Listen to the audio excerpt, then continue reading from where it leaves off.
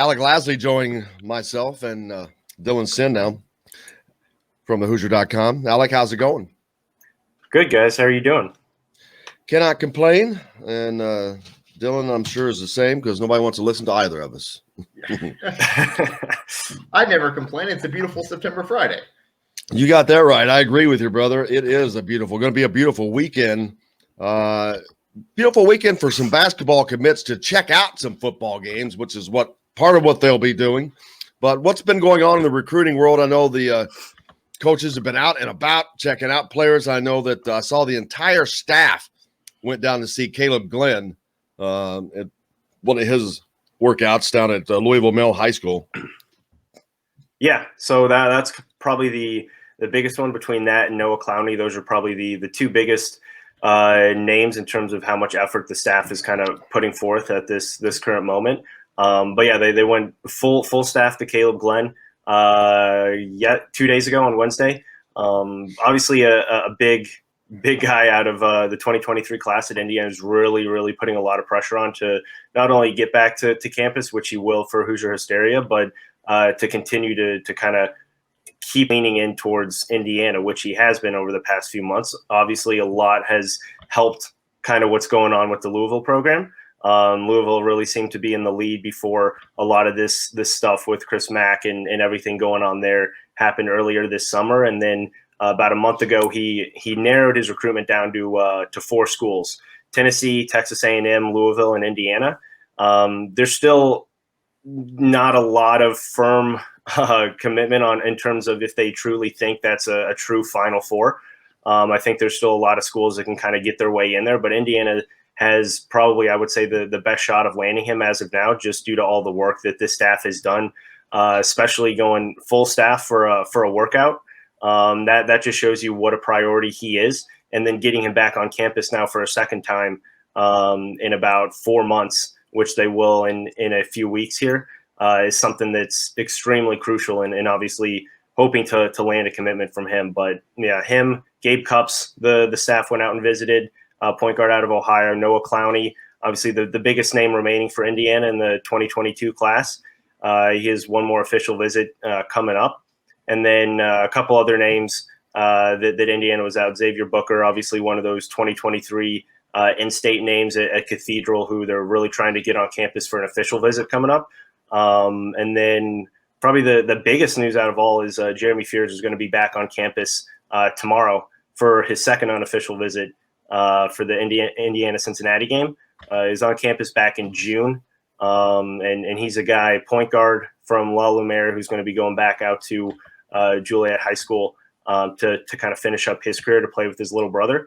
But he's a top 50 point guard out of that 23 class that Indiana is really pushing hard for. And he's a guy who is extremely high on Indiana, has been for the majority of his short recruitment here, especially over this summer. And is someone who has nothing but great things to say about that entire coaching staff in Bloomington. Yeah, Kaleb Glenn is that kid from Louisville. I think they just have an outstanding shot to land him. I think that they might be in the lead, if there is a lead, because of the Louisville stuff that you mentioned and how hard they have worked. It's an easy way to get away from home, but not be far and play for a top-level program that it's on trending upward. So I think that Indiana has nothing but positives going for it in the recruitment of him. Doesn't mean anything. That's just my opinion, but I think that they're in really good shape there. Yeah, and I mean, the biggest thing is he plays that position that Mike Woodson's really going after, that hybrid 4, super athletic, versatile wing who can play both the 3 and the 4, has perimeter skills, has really kind of developed that jump shot. But the biggest thing is he's just so athletic. He can guard multiple positions on the defensive end. And that's something that Mike Woodson's really trying to transition from the previous staff, is having those really solid two-way players who he doesn't lose anything, on offense or defense if he has this player in the game. And that's the biggest thing with Kaleb Glenn, is just his ability to play on both ends of the floor and not lose a beat and be able to have the leg up on his opponent already. And obviously you guys know, but if people don't know what he looks like, this is a junior in high school, and he looks like a grown man already. The frame on him is unbelievable for a rising junior in high school right now. It's unbelievable. Yeah, and that means a lot. You've gotten to see any of these players, Dylan? I have not gotten to see any of those guys that they were talking about, but I'm sure I will going forward here before the commitments are made or anything like that. But yeah, it's I think the biggest thing is IU is getting all these guys on campus. Like it was for a while, it was just tough to even get some of these guys on campus. Well, getting a guy like Jeremy Fears on twice for unofficials, that's harder to do, especially when they're not when they don't live like an hour away from campus in state. He lives in Illinois, which is not terribly far away, but that's still an effort. I don't know where he lives in Illinois, but it's probably a 4 or 5 hour drive possibly. Yeah, and again, just the fact that they're getting these kids on campus, like Dylan said, but you look at a lot of these kids, a lot of these kids are out of state, right? And that's the biggest change in what the staff's been able to do since Mike Woodson is really taken over, is putting a priority in the out-of-state kids.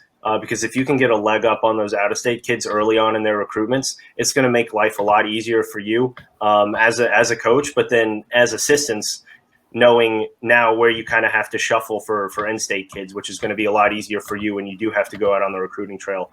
So working outside in is definitely something that Indiana's had success with, and I think is going to be one of the bigger things that continues to help Indiana on the recruiting front. Sam is making an offer to the guys, it looks like, says if any of those Kwame Evans and Derek Queen, if any of those guys visit, they'll go watch a game wearing IU gear. I don't know. That would be normal for an IU fan, so I'm not understanding that one. The biggest thing with that, they're all on Montverde Academy. So obviously you get Jalen Hood-Schifino as that 2022 commitment.